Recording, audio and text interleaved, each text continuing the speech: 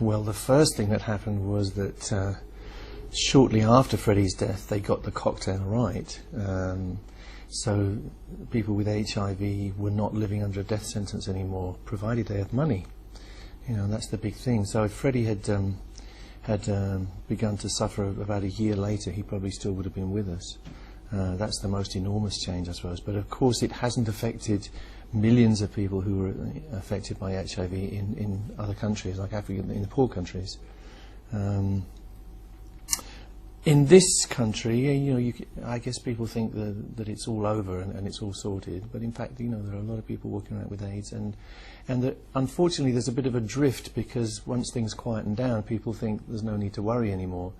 So we still work on awareness in this country, but of course it applies more in many other countries around the world. If you're in a rich country, then the prognosis is very good. But it's wiped out a whole generation in Africa, and is still absolutely rife. And one of the things that the MPT, the Mercury Phoenix Trust, works on is awareness still. You know, awareness is still top of our list. Awareness and education of what you can do to minimise the spread of the disease, and it comes down to very simple things like condoms and various, and actually counteracting some of the traditional sexual mores that happen in certain parts of the world. So a lot of the stuff we fund, and I think we're the only people who do it more or less, we fund things like education projects, plays. People put on a play to educate the local, you know, some remote community in Africa or Mozambique or whatever. A little play which will tell people what is actually going on and what they can do to protect themselves, and tell women what they can expect their rights to be and what they don't have to say yes to.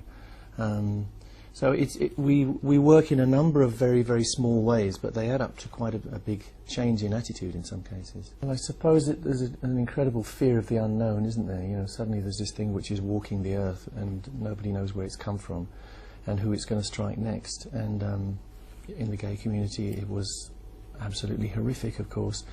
And you had this terrible stigma thing. I mean, there were people saying, oh, you know, this is what the gay community deserves and stuff. The most horrific things were being said, you know, almost like, you know, this is a scourge that was sent to punish people. You know, this is the sort of ignorance that was the climate at the time. And it was actually quite a big thing to even start off the Mercury Phoenix Trust at that point, you know, and quite brave of Freddie in his hour of, well, realising that he was slipping away. It had been very difficult for him to even announce what he was suffering from, but at that point he did. And he said, you know, I don't want people to think that I died of something else. I died of AIDS, and this is what it is.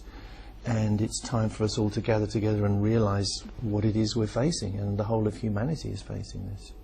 How do you feel about the fact that 20 years on, stigma is still something that's mentioned by people who have HIV?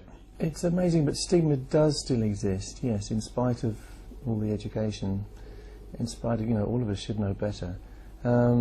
Yes, it's still there, and it's down to awareness, and it's down to understanding and clearing away the ignorance, really.